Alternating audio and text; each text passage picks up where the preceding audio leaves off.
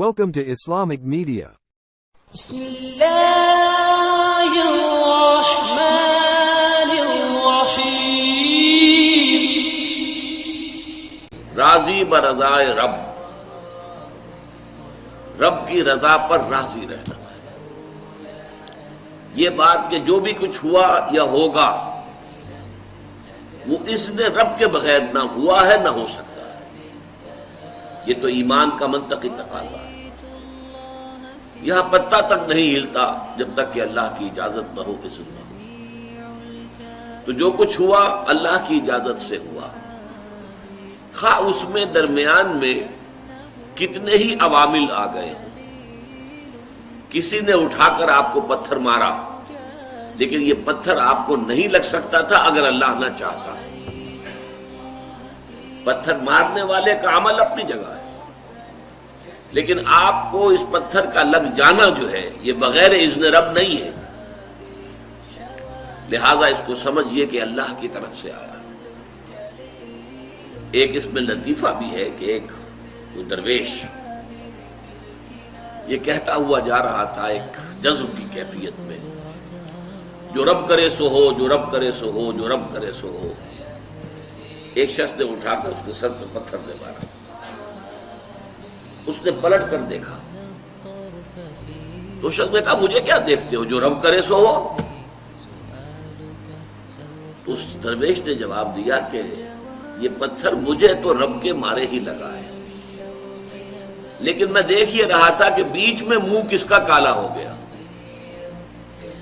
کس نے اپنے لیے جو ہے وہ عذاب اللہ کا کما لیا، ورنہ مجھے بہرحال یہ پتھر لگا ہے تو اس میں اذن رب شامل ہے۔ اچھا، اب جو شے اذن رب سے ہو رہی ہے، بندہ مومن کا اگر اپنا تعلق اللہ کے ساتھ مخلصانہ ہے، اس میں منافقت نہیں ہے، اس میں ریا نہیں ہے، اس میں دھوکہ نہیں ہے، اس میں فریب نہیں ہے، مخلصین لہ الدین، تو اللہ تعالیٰ کا تعلق بھی اس کے ساتھ ریسیپروکیٹ کرتا ہے۔ اللہ تعالیٰ انا عند ظن عبدی بی، حضور یہ اللہ کا قول ہے حدیث قدسی میں کہ میرا بندہ میرے بارے میں جو کچھ گمان کرتا ہے میں وہی سلوک اس کے ساتھ کرتا ہوں۔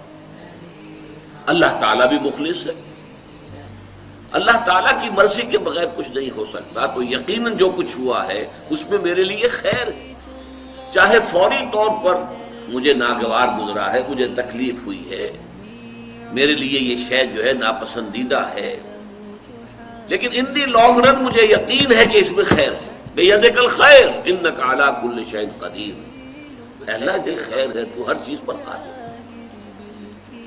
اچھا، جو ہوگا وہ بھی اذن رب کے بغیر نہیں ہوگا، یہی تصور اس کے بارے میں ہونا ضروری ہے۔ اسی کا نتیجہ یہ نکلتا ہے جس کو قرآن مجید بار بار کہتا ہے، بار بار کہتا ہے، بار بار کہتا ہے، لا خوف علیہم ولا هم یحزنون۔ کیا مطلب اس کا؟ نہ ان پر کوئی خوف ہے نہ حزن سے دو چار ہوتے ہیں۔ عام طور پر یہ سمجھا جاتا ہے کہ یہ آخرت میں ہوگا، آخرت میں تو بتمام و کمال ہوگا، دنیا میں بھی ہوتا ہے۔ خوف کس بات کا بھائی؟ ہوگا وہی جو میرا رب چاہے گا، وہ میرا دوست، میں اس کا ولی، وہ میرا ولی۔ الا ان اولیاء اللہ لا خوف علیہم ولا هم یحزنون، جو اللہ کے ولی ہوتے ہیں، اللہ کے دوست ہوتے ہیں، ان کے نہ کوئی خوف ہوتا نہ حزن ہوتا ہے۔ خوف کس بات کا؟ ہوگا وہ جو اللہ چاہے گا، اور جو کچھ اللہ چاہے گا اس میں کوئی نہ کوئی خیر ہوگا، چاہے فوری طور پر مجھے نظر نہ آئے۔ قرآن کہتا ہے سورہ بقرہ میں عسیٰ ان تکرہوا شیئا وہو خیر لکم وعسیٰ ان تحبوا شیئا وہو شر لکم، عین ممکن ہے کہ تم کسی چیز کو ناپسند کرو درا حالے کہ اسی میں تمہارے لیے خیر ہو، اور عین ممکن ہے کہ تم کسی چیز کو پسند کرو درا حالے کہ اس میں تمہارے لیے شر ہو۔ اللہ یعلم وانتم لا تعلمون، اللہ جانتا ہے تم نہیں جانتے۔ تم افعال و اعمال و احوال و واقعات کے ظاہر کو دیکھتے ہو، اس سے متاثر ہو جاتے ہو، اس کے پردے میں کیا مشیت اذنی ہے، کیا ارادہ خداوندی ہے، اس کے پشت پر کیا چیز ہے جو اللہ تعالیٰ کو مطلوب ہے، یہ ہمیں نظر نہیں آتا۔ وی آر شارٹ سائٹڈ، ہماری نگاہ جو ہے بس کچھ دور تک جاتی ہے، اس سے آگے نہیں جاتی۔ لہذا افعال و اعمال و احوال و واقعات کے صرف ظاہر پر ہماری نگاہ ہے، باطن پر تو ہے ہی نہیں، لہذا ہم اس سے متاثر ہوتے ہیں۔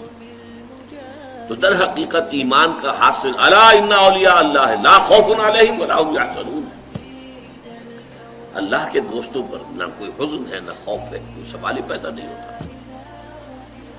اسی طریقے سے قرآن مجید جو ہے بلند ترین مقام جو انسان کا ہو سکتا ہے، اس کی تعبیر کے لیے الفاظ استعمال کرتا ہے رضی اللہ عنہم ورضوا عنہ، اللہ ان سے راضی ہو گیا، وہ اللہ سے راضی ہو گئے۔ یہ باہمی رضامندی ہے، دو طرفہ اللہ کے ساتھ تعلق ہوتا ہے، دو طرفہ تعلق ہوتا ہے۔ تم اللہ سے محبت کرو گے، اللہ تم سے محبت کرے گا۔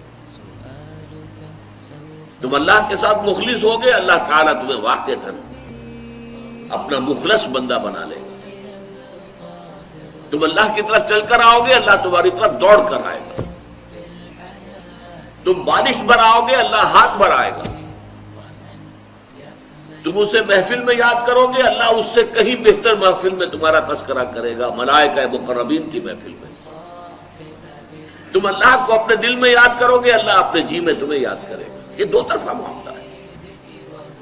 تم اللہ کی مدد کرو گے، اللہ تمہاری مدد کرے گا۔ ان تنصروا اللہ ینصرکم ویثبت اقدامکم، اگر تم اللہ کی مدد کرو گے، اللہ کی مدد سے مراد کیا؟ اللہ کے دین کی مدد، اس کی نصرت، اللہ تمہاری مدد کرے گا۔ یہ رضی اللہ عنہم ورضوا عنہ سورہ مائدہ میں بھی آ رہا ہے، سورہ توبہ میں، سورہ مجادلہ میں، سورہ بینہ میں 4 مرتبہ ہے۔ Thanks for watching.